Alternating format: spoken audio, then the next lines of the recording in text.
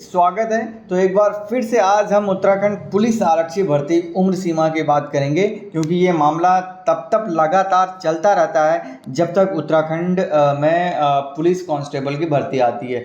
इस बार भी उम्र सीमा को लेकर काफ़ी जद्दोजहद रही, भर्ती आने से लेकर और एक फिजिकल होने तक, फिर फाइनली जो है इस पे एग्ज़ाम भी हो गया है। फाइनली ये पॉइंट्स फिर से सामने आया है, क्योंकि उत्तराखंड अधीनस्थ सेवा चयन आयोग के जो एग्जामिनेशन कंट्रोलर हैं हिमांशु सर का एक लेटेस्ट पॉडकास्ट रिलीज हुआ है, जहां पर उन्होंने उम्र सीमा को लेकर आयोग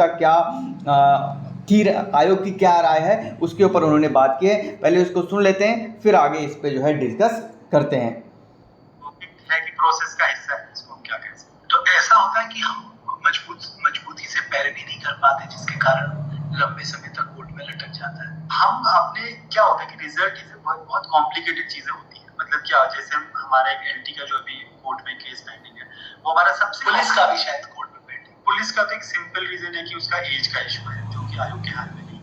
लेकिन जो हमारा एलटी का मैटर है, तो सुना आपने यहाँ पर जो है स्वयं एग्जामिनेशन कंट्रोलर सर बोल रहे हैं, क्योंकि इस पॉडकास्ट को अगर आप सुनेंगे तो बहुत इंपॉर्टेंट बातें उन्होंने की हैं। इसको लेकर हमने बहुत सारे पॉइंट्स नोट किए हैं, उसको लेकर हम बहुत जल्द एक स्पेसिफिक वीडियो लेके आएंगे। क्या क्या उन्होंने आयोग के बारे में बात की, क्या क्या रिफॉर्म्स आयोग में चल रहे हैं, क्या क्या बच्चों के लिए पॉजिटिव पॉइंट्स होने वाले हैं। लेकिन जहां तक बात पुलिस कांस्टेबल उम्र सीमा को लेकर भी बात कही, तो उन्होंने कहा कि ये जो है आयोग के हाथ में जो है नहीं है। याद हो बहुत समय पहले जब अध्यक्ष साहब का भी एक इंटरव्यू आया था, पॉडकास्ट आया था, जो भी आप इसको कहते हैं, इसी चैनल पे, तो उन्होंने भी कहा था कि हाँ उम्र सीमा बढ़नी चाहिए, एटलीस्ट 2 साल तो बढ़नी चाहिए। यानी कि आयोग अपनी ओर से इनपुट दे सकता है, बट करना न करना गवर्नमेंट के हाथ में है। इससे ये स्पष्ट होता है, चाहे आप मार्तोलिया साहब की बात ले लें, चाहे आप एग्जामिनेशन कंट्रोलर साहब की बात ले लें। अब बात करते हैं उम्र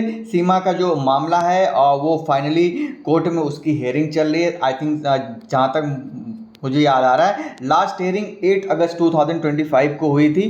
करेक्ट करिएगा मुझे, जहाँ तक मुझे याद आ रहा है, क्योंकि हर हियरिंग को हम कवर करते थे।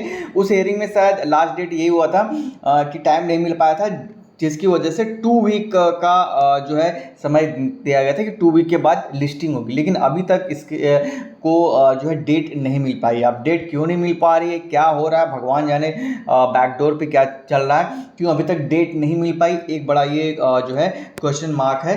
हालांकि अगर डेट मिल जाती, क्योंकि अभी आपके फिजिकल भी हो गए, रिटर्न भी हो गए, अब जो है फाइनल रिजल्ट का इंतजार है, क्योंकि जब तक फाइनल हियरिंग नहीं होगी, फाइनल वर्डिक्ट नहीं होगा, तब तक फाइनल रिजल्ट जारी नहीं होगा, क्योंकि ऐसा जज साहब का आदेश है। अब देखते हैं क्या होता है। अगर एक डेट मिल जाती तो शायद फाइनल हियरिंग उस दिन हो जाती। बहुत सारे अभ्यर्थी जो अपने रिजल्ट का इंतजार कर रहे हैं, वो भी यहाँ पर जो है अटके पड़े हैं। बाकी अब आज के लिए इतना ही। बाकी आपकी क्या राय है, इसे मुझे कमेंट सेक्शन में बताइए जरूर।